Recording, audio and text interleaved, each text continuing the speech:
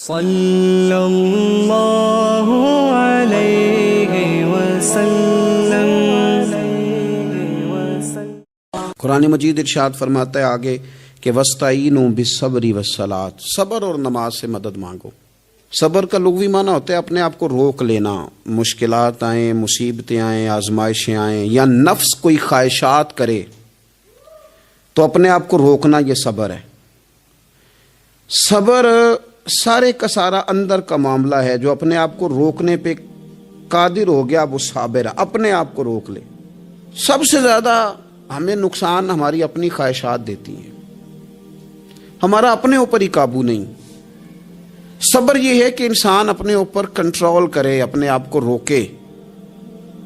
اسی لیے نبی پاک صلی اللہ علیہ وسلم نے صحابہ سے پوچھا تھا نا پہلوان کون ہے، تو یا رسول اللہ جو میدان میں اترے اور اپنے دشمن کو بچھاڑ دے، تو حضور نے فرمایا نہیں، جو غصے کے وقت اپنے آپ کو قابو کر لے وہ پہلوان ہے، جو تحمل کا مظاہرہ کر جائے وہ پہلوان ہے۔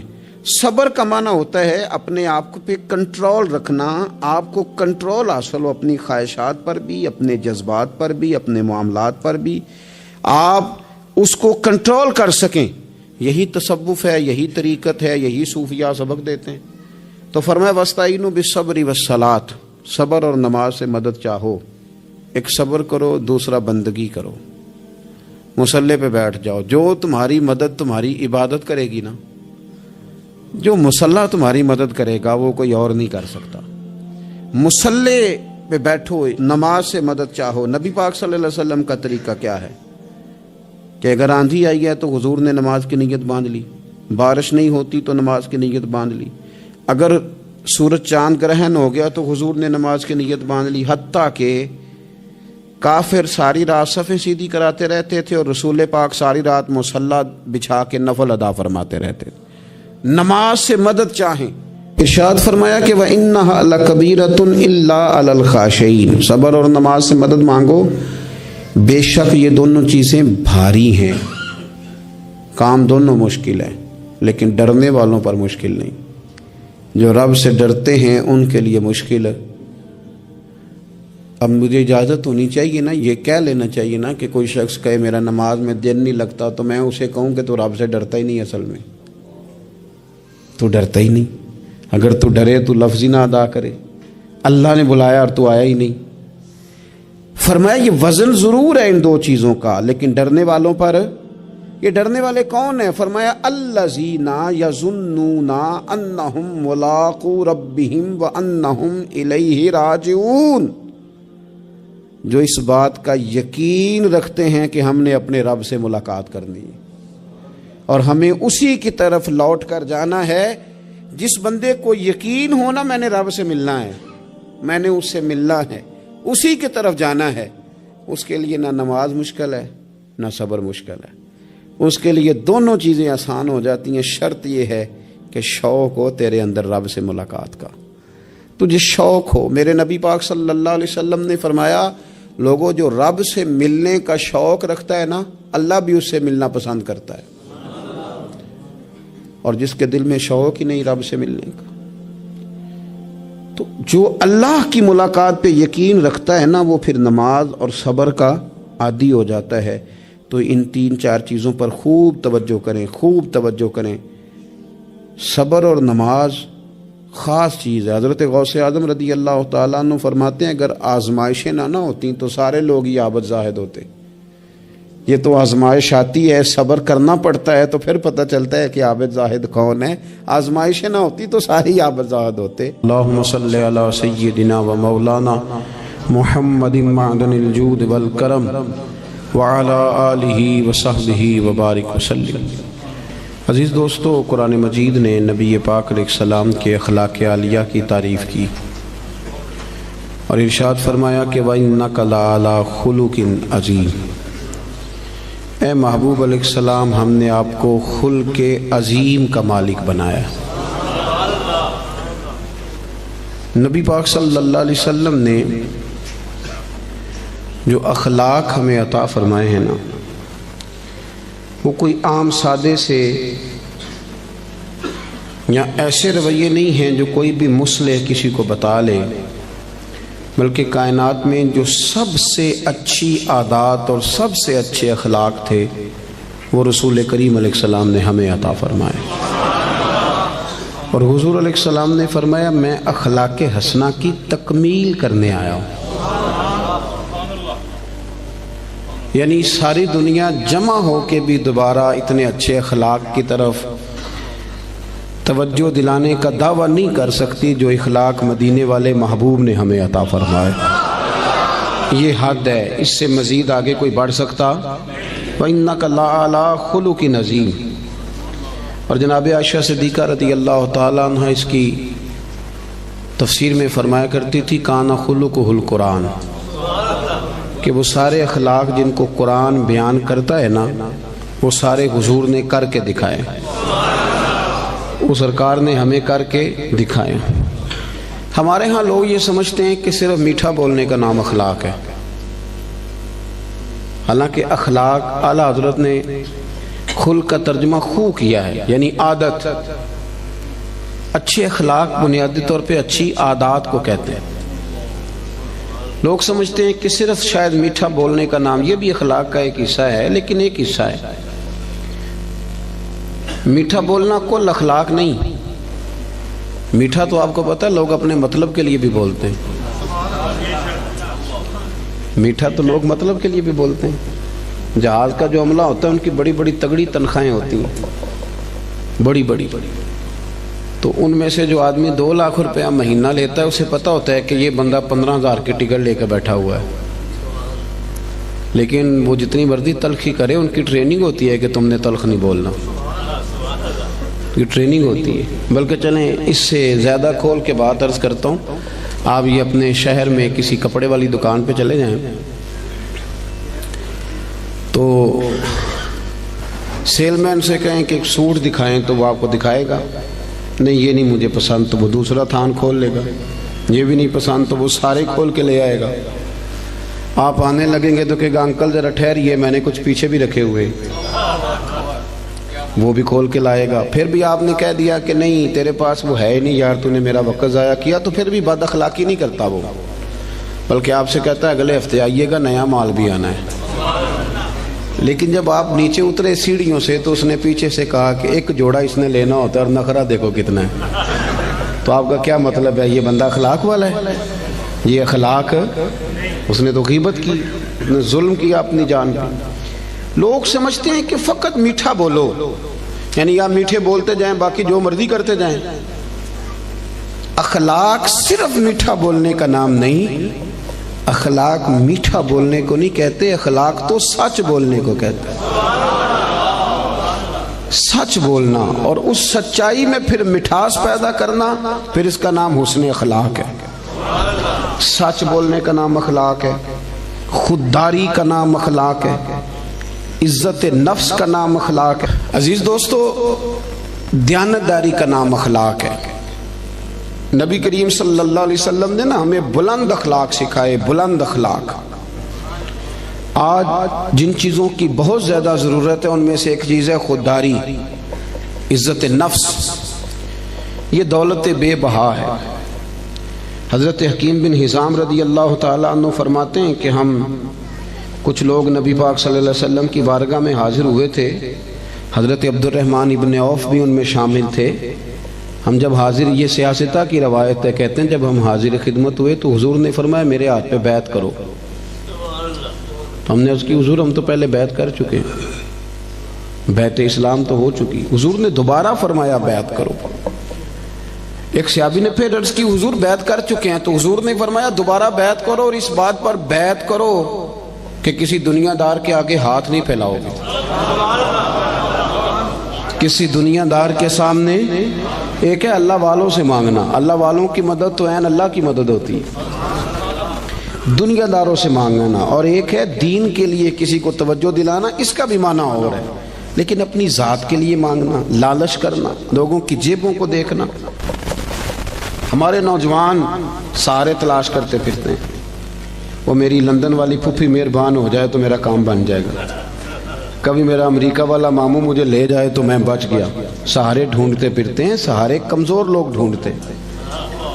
کمزور لوگ سہارے ڈھونڈتے ہیں، اسلام تو وہ والا اخلاق سکھاتا ہے کہ سہارے ڈھونڈو نہ بلکہ کسی کا سہارا بن جاؤ، سہارا بنو کسی کا۔ حضور نے باقاعدہ بیعت لی، فرمایا بیعت کرو میرے ہاتھ پر کہ تم کسی کے آگے سوال۔ تو حضرت حکیم بن حزام کا اپنا یہ حال تھا کہ بوڑھے ہو گئے تھے، ضعیف تھے، چلتے تھے تو کمر میں تکلیف ہوتی تھی۔ ایک دفعہ گھوڑے پہ بیٹھے تھے یا اونٹ پہ بیٹھے تھے تو ہاتھ سے درہ گر گیا زمین پہ، آپ کا خادم قریب کھڑا تھا،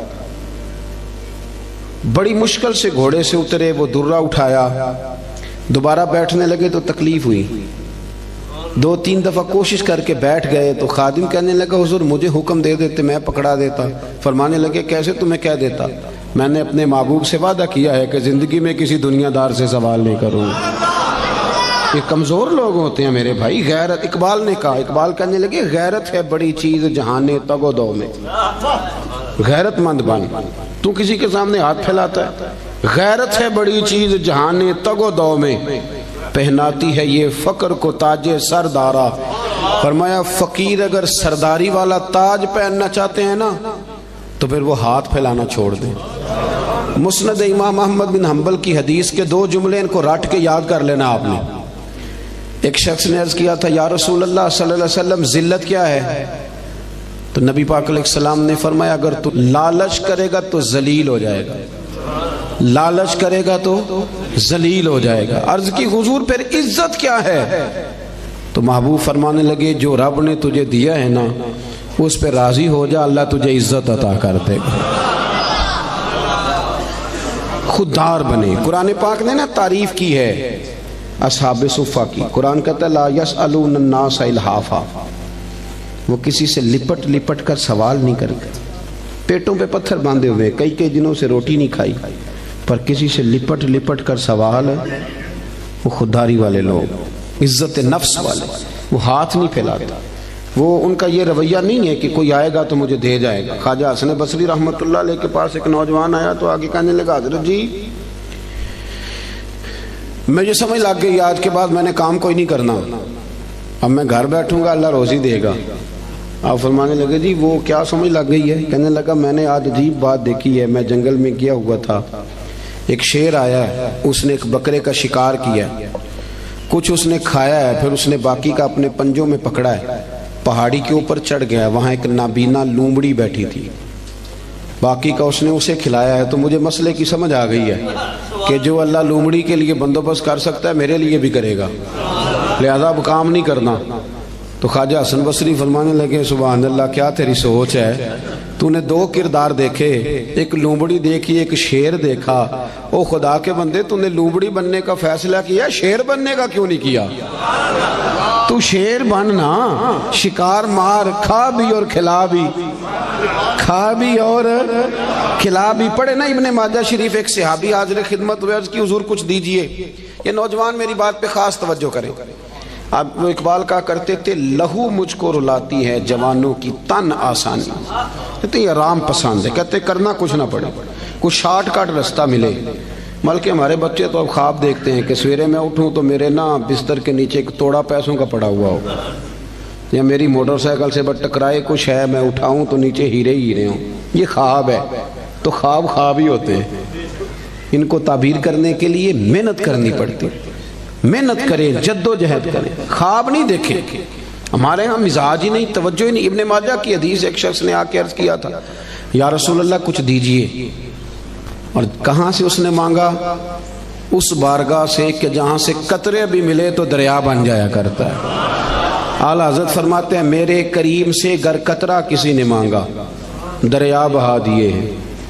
در بے، یہ لفظ کیا ہے؟ در بے بہا، در الگ ہے اور بے بہا، شیر ذرا سمجھ کے پڑھا کرو، دور اعلیٰ حضرت ہے نا تو ذرا اعلیٰ سوچ کے ساتھ پڑھنا پڑے گا، ہے نا جی۔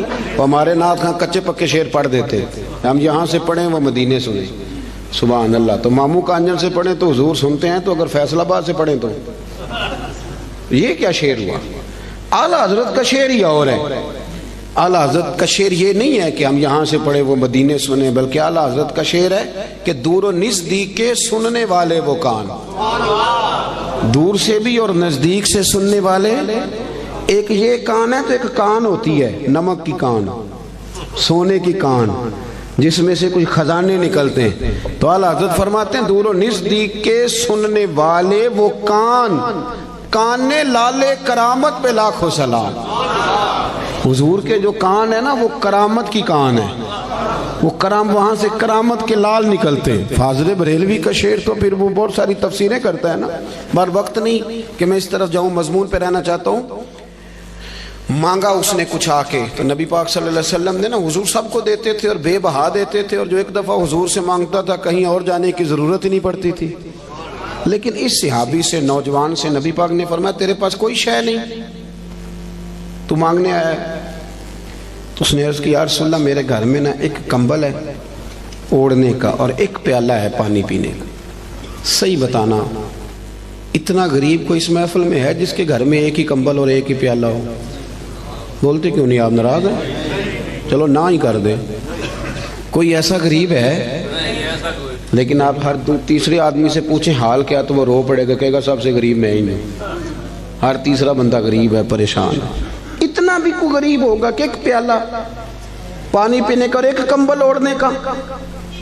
نبی کریم علیہ الصلوۃ والسلام نے نا وہاں اسے یہ نہیں کہا کہ چل تو رو آنسو بہا، اور میں لوگوں کو بھی کہتا ہوں کہ سارے کہیں کہ بڑا غریب ہے اس کے ساتھ تعاون کرو. نا، اس غریبی پر بھی رسول کریم نے غیرت کا درس دیا. حضور نے فرمایا جا کمبل اور پیالہ لے کے آ. وہ لے کے آئے تو اللہ کے رسول نے فرمایا کون خریدے گا بھائی؟ ایک صحابی نے عرض کی حضور 1 دینار، دوسرے نے کہا 2 دینار. حضور نے 2 دینار والے کو کمبل اور پیالہ بھی بیچ دیا. اس نے نہیں کہا کہ حضور 2 ہی چیزیں تھی وہ بھی بیچ دینے لگے ہو. حضور نے بیچ دیا اور اس سے فرمایا جا 1 دینار کی روٹی لے جا اور 1 دینار کا نا کلاڑا خرید کے لا. کلاڑا، نوجوانوں ادھر دیکھو میری طرف، دنیا میں کوئی پیشہ برا نہیں، جھاڑو مار کے بھی روٹی کھانا برا نہیں، ریڑھی لگانے والا تو بڑا باعزت آدمی ہوتا ہے. ایک کی پیشہ برا ہے، وہ ہے کسی کے سامنے ہاتھ پھیلانا، باقی کوئی شے بری نہیں. کریم رسول صلی اللہ تعالی علیہ وسلم نے فرمایا کلاڑا خرید کے لا. صحابہ کہتے وہ کلاڑا خرید کے لایا پر اس کے نصیب دیکھو، کلاڑا وہ لایا پر اس میں دستہ میرے مصطفیٰ کریم نے اپنے دستے مبارک سے لگایا. اور حضور نے اسے فرمایا چلنا جنگل میں لکڑیاں کاٹ، کھا بھی اور کھلا بھی، پہن بھی، اور فرمایا 15 دن مجھے نظر نہ آنا، یعنی فرض نماز کے لیے آنا، اس کے علاوہ یہاں نہ آنا، جا کام کر. 15 دنوں کے بعد آیا. یہ لفظ امام سیوطی نے در منصور میں لکھے ہیں. 15 دن کے بعد آیا تو حضور نے فرمایا تیرا کیا حال ہے؟ عرض کرنے لگے یا رسول اللہ پہلے 1 کمبل تھا اب سارے گھر کے بستر بن گئے، پہلے 1 پیالہ تھا بڑے برتن بن گئے. اور امام سیوطی نے یہ لفظ بڑھا کے لکھے ہیں، یہ صحا کے نہیں ہیں. کہتے ہیں اس نے جیب میں ہاتھ ڈالا اور 10 دینار نکالے.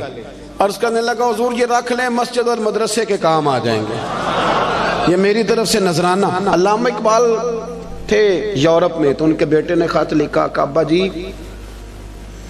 مجھے کچھ پیسوں کی ضرورت ہے تو آپ کا نام لے کے کسی سے قرضہ پکڑ لوں. تو اقبال نے جواب میں نظم لکھ کے بھیجی. اقبال کہنے لگے دیار عشق میں اپنا مقام پیدا کر، دیار عشق میں اپنا مقام پیدا کر، دیار عشق میں اپنا مقام پیدا کر، نیا زمانہ نئے صبح و شام پیدا کر. خدا اگر دل فطرت شناس کرے عطا تجھ کو تو پھر سکوت لالا و گل سے کلام پیدا کر. اور اقبال کہنے لگے پتر میرا طریق امیری نہیں فقیری ہے، خود ہی نہ بیچ غریبی میں نام پیدا کر. خود ہی نہ بیچ غریبی میں، کس میں؟ یہ نوجوان کیوں نہیں بولتے جن سے میں بات کر رہا ہوں؟ غریبی میں نام. اعلیٰ حضرت فاضل بریلوی کا جو مدرسہ ہے نا بریلی شریف میں، وہ آج بھی چھوٹا سا ہے. یہ تھوڑا سا کرنی پڑتی ہے محنت شنت. تو بڑے خوددار آدمی تھے. کسی نے کہا بہت بڑے شاعر ہیں. نان پارا ایک ریاست ہے انڈیا کی، اگر نان پارا کے نواب کے لیے 2-3 شعر لکھ دیں تو مدرسہ بن جائے گا. تو اعلیٰ حضرت کہنے لگے چلو کوئی حرج نہیں، لکھ دیتے. یہاں تقریریں بکتی نہیں، نعتیں بکتی نہیں، یہاں بڑا کچھ نہیں ہوتا نیلام. تو 2 شعر لکھ دیں. کہنے لگے لکھ دیتے. کیا خوبصورت شعر لکھے. کہنے لگے کروں مدح اہل دول رضا اور پڑے اس بلا میں میری بلا، میں تو گدا ہوں اپنے کریم کا، میرا دین پارا ہے نانی۔ اعلیٰ حضرت کے چھوٹے بیٹے تھے حضور مفتی اعظم ہند مولانا مصطفیٰ رضا خان صاحب۔ علامہ ارشد القادری ایک بہت بڑے عالم گزرے ہیں، وہ جمشید پور میں رہتے تھے، کہتے میں نے ان کو بلایا اعلیٰ حضرت کے صاحبزادے کو محفل پہ، تو جب جانے لگے نا تو میں نا لفافے میں کچھ رقم رکھ کے بطور نذرانہ دینے لگا۔ نذرانہ سنت ہے، یہ تحفہ ہے۔ کہتے ہیں حضور مفتی اعظم نے مجھ سے پوچھا یہ کیا ہے، تو مجھے کہنا چاہیے تھا نذرانہ ہے، تحفہ ہے۔ میرے منہ سے نکل گیا حضور کرایہ ہے، آنے جانے کا کرایہ ہے۔ تو کہتے ہیں میرے منہ سے نکل گیا تو حضرت نے لپیٹ کے پیسے میری جیب میں دیے، کہنے لگے ارشد القادری صاحب یہ رکھیے، میں احمد رضا کا بیٹا ہوں، میں کرائے کا مولوی نہیں کہ جو کرایہ دے گا اور مجھے بلا لے گا۔ میرے والد نے بتایا ہے کرو مدح اہل دول رضا، پڑے اس بلا میں میری بلا، میں گدا ہوں اپنے کریم کا، میرا دین پارا ہے۔ نوجوانوں یہ اخلاق سب سے پہلے سیکھو، سب سے پہلے، کہ کسی دنیا دار کے سامنے ہاتھ آپ محنت کریں۔ اللہ تو محنت کرنے والے کو محبوب ہی بڑا رکھتا ہے۔ آپ مشقت کریں، آپ دیکھیں رب کتنے رستے کھولتے۔ اور ایک اور بات، جو لوگ سیڑھیوں سے چلتے ہیں نا، بے ساکھیوں سے، انہیں پیروں پہ چلنا ہی نہیں آتا۔ اگر اپنے پیروں پہ چلنا سیکھو گے نا تو ایک دو دفعہ لڑکھڑاؤ گے، پھر سیدھے کھڑے ہو جاؤ گے، سیدھے کھڑے ہو جاؤ گے۔ سب سے پہلا اخلاق یہ سیکھو کہ کچھ بھی ہو جائے تھوڑے پہ گزارا کرو، تھوڑے، لیکن اپنے گھر کے اندر رہو۔ اگر آپ کا اپنا مکان ہے اور وہ کچا ہے تو ہمیں کیا ضرورت ہے کسی کا پکا دیکھنے کی؟ جو ہمارا ہے وہ محل ہے، ہمیں کیا ضرورت؟ خودداری، عزت۔ اور دوسرا اخلاق، آپ کو پتہ ہے نبی پاک صلی اللہ علیہ وسلم کی سب سے پہلے شہرت کیا ہوئی تھی؟ کہ صادق اور امین ہے۔ صادق اور بول کے بتائیے، حضور سب سے پہلے معروف کس بات سے ہوئے؟ ہمارے ہاں نا پاکستان کے آئین میں جھوٹ کی سزا ہی کوئی نہیں۔ پاکستان کے آئین میں جھوٹ کی سزا، آپ جائیں تھانے اسے کہیں اس بندے نے میرے ساتھ 50 جھوٹ بولے ہیں، کہے گا اس کا پرچہ ہی نہیں ہو سکتا۔ اور جھوٹ اتنا عام ہو گیا، غلط بیانی، جھوٹ، اور وہ طے کر کے بولتے ہیں لوگ جھوٹ، طے کر کے، یعنی شادی کارڈ پہ جان بوجھ کے لکھتے ہیں کہ 12 بجے کھانا ہے، کھلاتے ہیں 12 بجے۔ کیوں لکھتے ہیں؟ یہ جھوٹ نہیں؟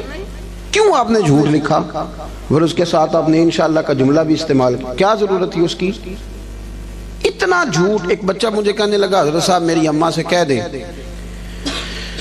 کہ اس دفعہ میں ضرور لے کے جاؤں گا عمرے پہ۔ تو میں نے کہا بھی آپ کی اماں آپ کہہ دیں؟ کہنے لگے میں نے 15 دفعہ پہلے بھی وعدہ کیا عمرے پہ بھیجنے کا، اب میری ماں میرا یقین ہی نہیں کرتی۔ ہمارے گھر میں سب سے بڑی لڑائی بلا کیا ہے؟ بی بی کہتی ہے کہ روٹی روزی کا مسئلہ نہیں، مجھے اعتبار ہی نہیں کہ یہ سچ بولتا ہے کہ جھوٹ بولتا ہے۔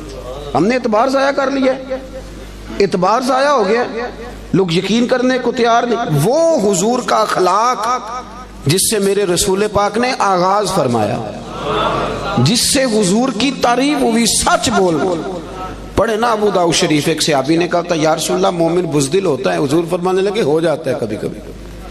اس نے کہا یا رسول اللہ مومن کنجوس بھی ہوتا ہے؟ فرمایا کر لیتا ہے میرا مومن کبھی کبھی کنجوسی بھی۔ آیکون المؤمن کاذبا قال لا، او کما قال صلی اللہ تعالی علیہ وسلم۔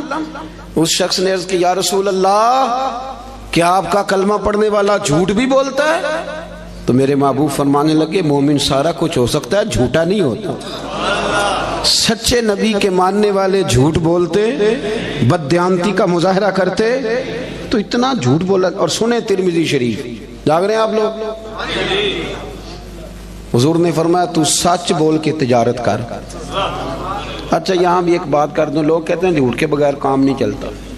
میرا یہ خیال ہے کہ سچے کا کام زیادہ چلتا ہے۔ بندے کہتے ہیں وہ 5 روپے زیادہ لیتا ہے پر بندہ کھرا ہے، چیز غلط ہے، اس کی تو شہرت اچھی ہو جاتی ہے۔ ترمذی شریف کے لفظ ہیں، اللہ کے حبیب صلی اللہ علیہ وسلم نے فرمایا تو سچ بول کے تجارت کر، اللہ سچے تاجر کو قیامت کے دن نبیوں کے ساتھ جگہ عطا فرمائے گا۔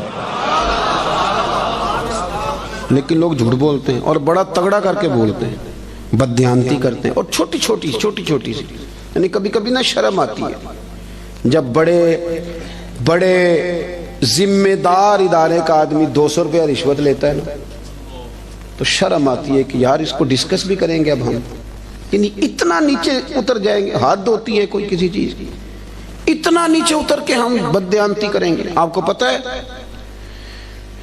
کہ جس رات میرے رسول کریم علیہ السلام نے ہجرت کی تھی وہ رات کتنی خطرناک تھی۔ اہل مکہ نے ایک پوری سازش رچی تھی، ہر قبیلے کے ایک آدمی کو تلوار دی تھی، ہر قبیلے کے، تاکہ حضور کو مل کے اگر شہید کیا جائے تو کسی ایک قبیلے پر الزام نہ آئے۔ ہر قبیلے کا بندہ آیا تھا، چاروں طرف سے گھر کو گھیر لیا۔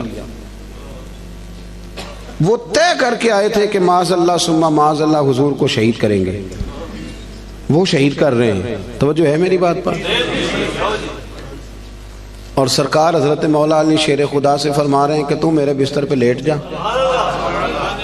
سویرے لوگوں کی امانتیں واپس کر کے آ جانا۔ محققین کہتے ہیں کہ وہ امانتیں بھلا کن لوگوں کی تھیں؟ جو باہر تلواریں لے کے کھڑے تھے۔ مجھے سچ بتاؤ کہ جس بندے سے میں نے لینا ہو لاکھ روپیہ وہ عمرے پہ جانے لگے، حالانکہ مجھے پتہ ہے کہ 20 دنوں میں 28 دنوں میں لوٹ آئے گا، تو میں اسے جانے دیتا ہوں؟ میں کہتا ہوں پہلے میرے پیسے رکھ۔ آپ ذرا اس بات کو اس کو عام نہ لیجئے گا، ذرا اس کی گہرائی دیکھیں کہ آپ ایک بندے کو شہید کرنے لگیں، آپ اس کا خاتمہ کرنے لگیں اور آپ کے پیسے اس کے گھر میں پڑیں۔ انوکھی بات نہیں؟ اخنس بن شریک سے ابو سفیان کہنے لگے کہ سنا تیرے بھی پیسے وہاں پڑے ہیں، تو شہید کرنے آ گیا تو پیسے تو لے لینے تھے۔ تو اخنس بن شریک کہنے لگا ابو سفیان چپ کر، بات کا تجھے بھی پتہ ہے اور بات کا مجھے بھی پتہ ہے، وہ باہر سے نہیں آئے، یہیں پیدا ہوئے، یہیں جوان ہوئے، ہمارے سامنے ان کی کن پٹیوں پہ بال سفید آئے، جانتا تو بھی ہے اور پتہ مجھے بھی ہے، مخالفت جتنی مرضی کریں پر یہ تو ہمیں پتہ ہے نا کہ وہ دنیا سے چلے بھی گئے تو ہماری امانتیں پھر بھی ضائع نہیں ہوں۔ آپ کیا بات کرتے ہیں صاحب؟ تیری صورت تیری سیرت زمانے سے نرالی ہے اور تیری ہر ایک ادا پیارے ادائے بے مثالی ہے۔ میرے عزیز اتنی بڑی بات کہ پیسے گھر میں پڑے، تو ان کا یہ دعویٰ ہے کہ وہ شہید بھی ہو گئے تو ہماری امانتیں ضائع۔ لیکن یہاں کیا حال ہے؟ بڑا بڑا سیاںہ بندہ، بڑا سیاںہ کہتا تیرا بیانہ گیا، ختم، چھٹی۔ کس حساب سے رکھ لیا آپ نے بیانہ؟ کس مفتی سے فتویٰ لیا؟ لیکن چھوٹی چھوٹی چیزوں میں بددیانتی، جھوٹ، دغا، فریب، اور آپ یقین کریں کوئی فائدہ نہیں ہوتا، لوگ پھر بھی جھوٹ بولتے ہیں، مذاق میں جھوٹ بولتے ہیں، جھوٹی کہانیاں سناتے ہیں۔ چھوڑیں، مہینہ چل رہا ہے سیدنا ابو بکر صدیق کا۔ حضرت ابو بکر صدیق رضی اللہ تعالیٰ عنہ نا نبی کریم صلی اللہ علیہ وسلم کو لے کے نا غار ثور پہ تشریف لے گئے۔ آج جب حاجی جاتے ہیں نا وہاں زیارت کے لیے تو رستے میں نا 5-6 جگہ سٹے کا مقام بنا ہوا ہے، چائے پیتے ہیں، بوتل پیتے ہیں، پھر بھی واپس آ کے ڈینگے مارتے ہیں کہ میں چڑھ گیا تھا جی، میں ہو آیا ہوں جی، میں تو یوں گیا اور یوں آیا، حالانکہ رستہ بنا ہوا ہے، رستے میں کئی جگہ پانی پیا ہے، پھر بھی بڑی بڑھ کے۔ جب حضرت صدیق اکبر لے کے گئے تھے تو رستہ بھی کوئی نہیں تھا، وقت تھا رات کا۔ وہ درویشوں نے کیا خوب بات کی، جب دیکھا نا کہ حضور کو ذرا تکلیف ہو رہی ہے تو جناب ابو بکر کہنے لگے حضور میرے کندھوں پہ آ گئے۔ وہ درویش کہنے لگے او ویکھو پباں پار کدب نہیں جے لاؤندا تے 100 پہاڑ تے چڑھیا جاندا، او پیا جاندا دے یار نبی دا اے اصلی دلدار نبی۔ ابو بکر صدیق نے نا اپنی جوان بیٹی، ذرا توجہ کرنا میری بات پر، بیٹیاں بڑی پیاری ہوتی ہیں۔ جو لوگ شروع سے یہاں رہتے ہیں نا اس شہر میں، وہ محلے میں، تو بچیاں جانتی ہوتی ہیں کہ یہ میرا چاچو ہے، یہ میرا خالو ہے، یہ میرا، سب اپنے ہوتے ہیں، لیکن اس کے باوجود بھی رات کو اگر جوان بیٹی نکل جائے نا چوک میں ماچس لینے تو سویرے مصیبت بن جاتی ہے۔ وہ بچی رات کو نکل گئی اور ہو سکتا ہے کہ والد بندوق نکال لے کہ تو کیسے باہر گئی تھی، لیکن یارو وفا بڑے بڑے امتحان لیتی۔ حضرت صدیق اکبر نے اپنی جوان بیٹی جناب اسماء بنت ابی بکر سے کہا پتر میرے نبی پاک کو نا تازہ کھانا ملنا چاہیے۔ حضرت اسماء کہتی میں روز روٹی پکاتی تھی اور تازی پکاتی تھی، اور جب دنیا سو جاتی، جوان بیٹی، رستہ کوئی نہیں غار میں جانے کا، دنیا سو جاتی تو کہتی ہیں میں پھر چادر اوڑھتی۔ آج بھی جہاں غار ثور ہے وہاں آبادی کوئی نہیں، آج بھی نہیں، تو اس وقت کیا عالم ہوگا؟ فرماتی ہیں میں رات کو تازہ کھانا لے کے جاتی، ایک رات میں نے کھانا پکایا، دوسرے دن میں کھانا دے کے آئی، دوسرے دن میں کھانا تیار کر رہی تھی، میرے دروازے پہ دستک ہوئی. کہتے میں کسی غریب کی بیٹی نہیں، چودھری کی بیٹی تھی. ابو بکر صدیق قبیلے کے سردار تھے، کبھی کسی نے آنکھ اٹھا کے نہیں دیکھا تھا. لیکن جب دروازے پہ شور ہوا، میں باہر گئی تو ابو جان لوگوں کو لیے کھڑا تھا. اسماء کہاں گیا تیرا باپ حضور کو لے کے؟ کہتی رش تھا میرے دروازے پر. یار کوئی معمولی آدمی نہیں، سردار، مالدار، وزادار، تاجر آدمی. تو کہتی ہیں، کہنے لگا کدھر گئے ہیں وہ؟ حضرت اسماء کہتی اب میں دوراہے پہ کھڑی تھی، اگر میں بتا دوں کہ وہ غار ثور میں ہیں تو میری وفا اجازت نہیں دیتی. سنو، بتا دوں کہ وہ غار ثور میں ہیں تو وفا اجازت، اور اگر میں یہ کہہ دوں مجھے پتہ نہیں تو یہ جھوٹ ہے، یہ میرے نبی کی شریعت اجازت نہیں دیتی. کس کس موقع پر لوگوں نے سچ بولا اور کس کس طرح بولا. کوئی فائدہ نہیں ہوتا، جھوٹ بولتے ہیں لوگ، دغا کرتے ہیں، کوئی معنی ہی نہیں، اپنا آپ خراب کرتے ہیں. آپ جھوٹ بول کے دیکھ لیں، آپ کا اپنا دل بے چین ہو جائے گا، میں نے کتنا غلط کام کیا. آپ سچ بولیں گے، اللہ آپ کو راحت عطا کرے. سچ میں سکون ہے. حضور نے فرمایا سچ تجھے نجات دے گا، جھوٹ تجھے ہلاک کر دے. حضرت اسماء کہتے اس نے پھر پوچھا بتاتی کیوں نہیں؟ کہاں گئے تیرے والد حضور کو لے کے؟ آپ فرماتی 1 منٹ تھا میرے پاس فیصلہ کرنے کے لیے، شریعت بچانی ہے کہ وفا بچانی ہے. 1 منٹ تھا. کہتی اس نے تیسری دفعہ کہا تو پھر میں تھی تو بی بی پر میں نے ساری ہمت جمع کی اور میں نے فیصلہ کیا کہ میں نے شریعت بھی بچانی ہے، وفا بھی بچانی ہے. کہتی اس نے تیسری دفعہ کہا بتاؤ کہاں گئے؟ تو کہتی ہے پھر میں نے اسے کہا ابو جال سن، میں ابو بکر صدیق کی بیٹی اور صدیق اکبر کی بیٹی ہوں، تیرے سے جو ہو سکتا ہے نا تو وہ کر لے. مجھے پتا ہے وہ دونوں کہاں ہیں پر میں تجھے بتاؤں گی نہیں، میں نہیں بتاؤں گی. مجھے پتا ہے وہ کہاں ہے پر میں بتاؤں گی. ہاں عشق تے اگ دومی ایک برابر، پر عشق دا سیک ودھیرا. اگ تے ساڑے ککھ تے کانے، عشق ساڑے تن میرا. تے اگ دا دارو می تے پانی، کوئی دسے ہاں پلا عشق دا دارو کیڑا. بلے شاہ تے کچھ نہیں بچدا جتھے عشق ہوراں دا ڈیرا. فرمایا دونوں چیزیں بچانی ہیں. میں نے فوراً کہا، میں نے کہا مجھے پتا ہے پر میں بتاؤں گی. کہتے ہیں جب میں نے یہ کہا تو اسے بڑا غصہ آیا، اس نے ایک تھپڑ مارا، زمین پہ گری، کان میں بالی تھی، پتھر کو لگا کان تو کان پھٹ گیا. کہتی میں سردار کی بیٹی تھی، میں کو کسی چھوٹے آدمی کی تو نہیں تھی نا. جب کان پھٹا تو لوگوں نے ابو جال کو پکڑا، ادھر آ تو بچیوں کے منہ لگتا ہے، خیال کر. لوگ اسے لے گئے. کہتی میں اسی حال میں اٹھی، میں نے اپنے کانوں پہ چادر لپیٹی اور پھر روٹی پکائی، اور پھر میں نے دیکھا کہ ذرا لوگ زیادہ گہری نیند چلے جائیں، رات گہری ہو جائے تو میں غار ثور میں گئی. کہتے جب وہاں کھانا رکھا، دیا جلایا تو جناب صدیق اکبر پریشان ہو گئے. اسماء پتر منہ کیوں لپیٹا ہوا ہے؟ بیٹی رہتی ہو نا دو کہیں تو وہ ٹیلی فون پہ رات فون پہ صحیح بات نہ کرے تو ابا ساری رات سوتا ہی نہیں، پتہ نہیں تینوں کی. اور بچی منہ لپیٹا، کیا ہوا؟ کچھ نہیں، آپ کھانا کھائیں. کیا ہوا ابا جی؟ دیکھیں کیا پکایا. اسماء پتر بتا کیا ہوا. جب جناب صدیق اکبر کی تشویش دیکھی تو حضور سید عالم آقا کریم نے فرمایا اسماء بتاتی کیوں نہیں، کیا ہوا؟ عرض کی حضور کچھ نہیں، ابو جال آیا تھا، اس نے پوچھا ہے میں کیا کرتی، اگر بتا دیتی تو دل اجازت نہیں دیتا تھا، اور اگر جھوٹ بولتی تو آپ کی شریعت میں منع ہے. حضور میں نے اسے کہا ہے مجھے پتہ ہے بتاؤں گی نہیں، تو اس نے تھپڑ مارا ہے. یہ کہہ کے جناب اسماء نے جب چہرے سے کپڑا ہٹایا تو خون پھر بہنے لگا. حضرت صدیق اکبر نے آنسو سمیٹ کے دامن میں چھپائے تو میرے محبوب نے ہاتھ اٹھائے، کہا اے اللہ میں ابو بکر سے راضی ہوں، تو بھی میرے صدیق سے راضی ہو جاؤ.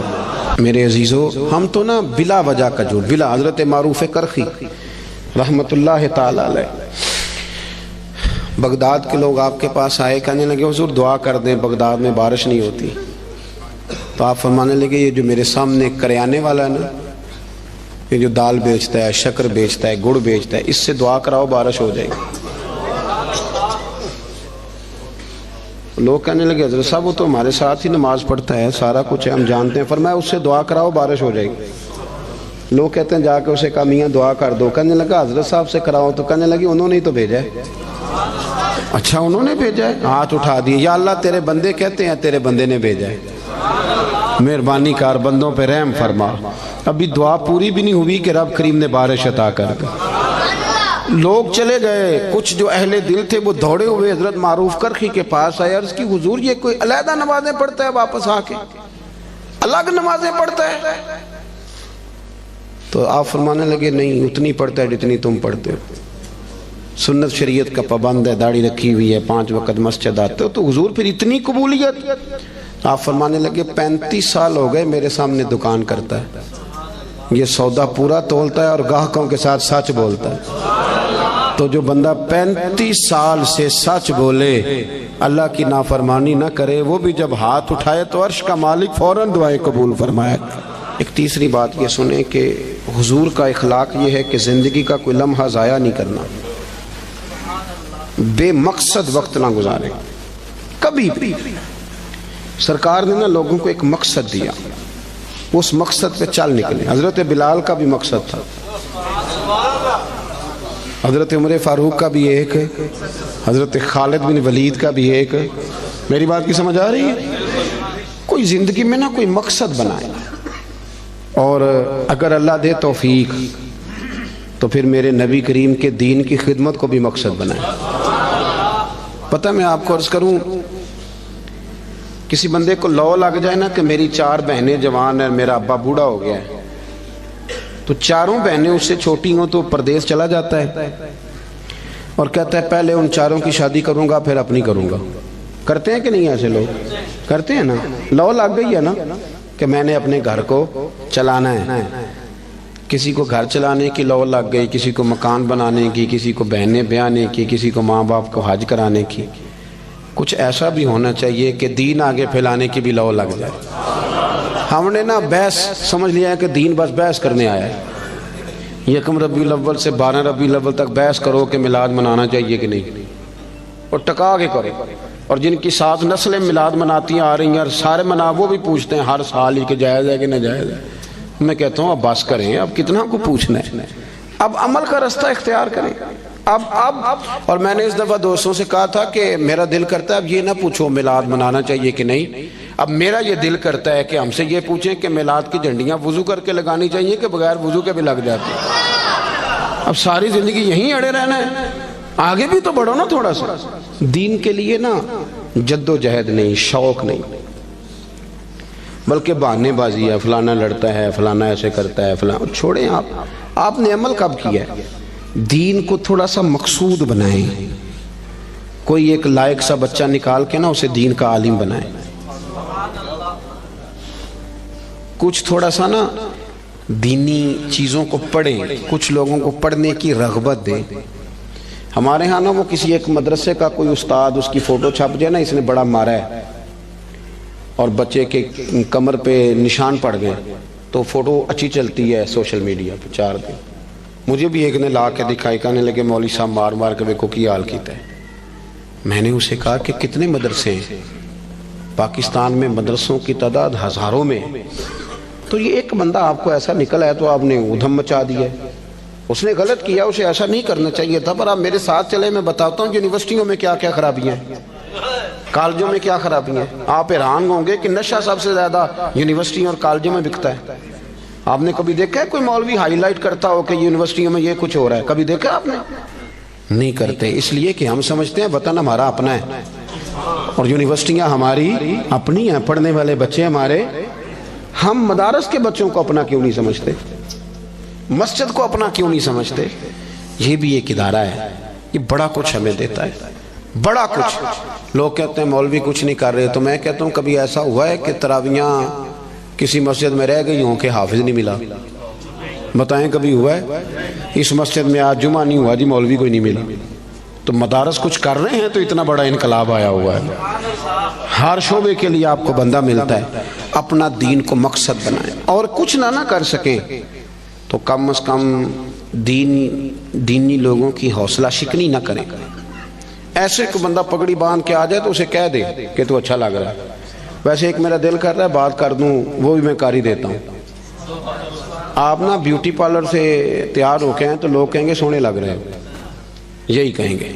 لیکن اگر آپ امامہ باندھ کے، داڑھی رکھ کے، کنگھی کر کے، خوشبو لگا کے ہیں تو لوگ تعریف پھر بھی کریں گے، پر یہ نہیں کہیں گے سونے لگ رہے ہیں، کہیں گے کتنا نورانی چہرہ ہے. تو دین کے رنگ میں تو تعریف بھی بدل جاتی ہے اور مزہ دیتی ہے. تو اپنا مقصود بنائے. مجھے بتایا گیا یہاں مسجد اور بڑی جلدی مدرسے کا بھی آغاز ہونے لگا ہے. میں اس چیز کا قائل ہوں کہ مسجد اور مدرسہ جہاں بھی ہو وہ میرے نبی پاک کی پسند ہے. اپنی توجہات بڑھایا کریں. انسانوں میں غلطیاں ہوتی ہیں. مسجد و مدرسوں میں رہنے والے لوگ فرشتے نہیں ہوتے، انسان ہوتے ہیں. تو غلطیاں جہاں ہوتی ہیں ان کو صحیح کیا جاتا ہے، غلطیوں کی مخالفت شروع نہیں کی جاتی. اس مدرسے کو، اس مسجد کو آپ نے توجہ دینی ہے. توجہ. میرے پاس نا میرے کچھ مریدین جو لاہور سے تعلق رکھتے ہیں وہ سارے آئے ہوئے تھے، کچھ دن ہو گئے. وہ کافی سارے لوگ تھے تو کچھ وظائف کی بات چیت چل رہی تھی. تو میں نے انہیں کہا بھی تمہارا ایک وظیفہ میں نے اور بڑھا دیا. وہ پیر صاحب وہ کیا؟ میں نے کہا آپ جس محلے سے آئے ہیں نا، آپ نے ہر جمعے اپنے محلے کی مسجد کی صفائی کرنی. یہ ہمارا وظیفہ ہے، اس کو آپ نے پڑھنا ہے. اور مسجد کے انتظامی معاملات میں مداخلت نہیں کرنی. امام خطیب کمیٹی کیا کر رہی ہے اس سے سروکار نہیں. مسجد کی صفائی کریں. آپ کر کے دیکھیں، اللہ آپ کو سکون عطا کرے گا. بہت بڑے درویش گزرے، بابا فرید. جو بندہ کہتا تھا نا دل پریشان ہے، اسے جھاڑو دیتے تھے. کہتے تھے جا مسجد میں جا کے جھاڑو دے، رب تجھے سکون عطا کرے گا. اور خود فرمایا کرتے تھے اٹھ فریدہ ستیا تے جھاڑو دے مسیت. اٹھ فریدہ ستیا تے جھاڑو دے. بولیے. چلے مذہبی لوگوں سے بھی بات کر ہی لیتے ہیں. وہ امام صاحب کہتے ہیں مسجد کمیٹی دی وہ صفائی کرے. میں تو امام ہوں نا، امام تو نہیں نہ صفائی کرتا ہوتا. تو کمیٹی والے کہتے ہیں حضرت صاحب کرائی صفاؤ تسی کڑا آپ کرنی، بالا کو لے کرانی جی. وہ بھی بڑے پکے ہیں. تو میں کہتا ہوں کہ مسجد کمیٹی کی ہے کہ اللہ کی ہے؟ اس یہاں کون آتا ہے؟ اللہ کے پرونے آتے ہیں نا، اللہ کے مہمان آتے ہیں. میں الحمدللہ خوشی محسوس کرتا ہوں مسجد کو صاف کر، اس لیے کہ وہ رب کا گھر ہے. تو آپ مسجد میں رہتے ہیں، میں مسجد میں رہتا ہوں. اس کا کیا معنی ہوا کہ ہم اس میں بھی کہیں کہ ہماری ہدک ہو رہی ہے، ہم کسی چودھری کا گھر صاف کر رہے ہیں؟ تو رب کریم کا گھر ہے.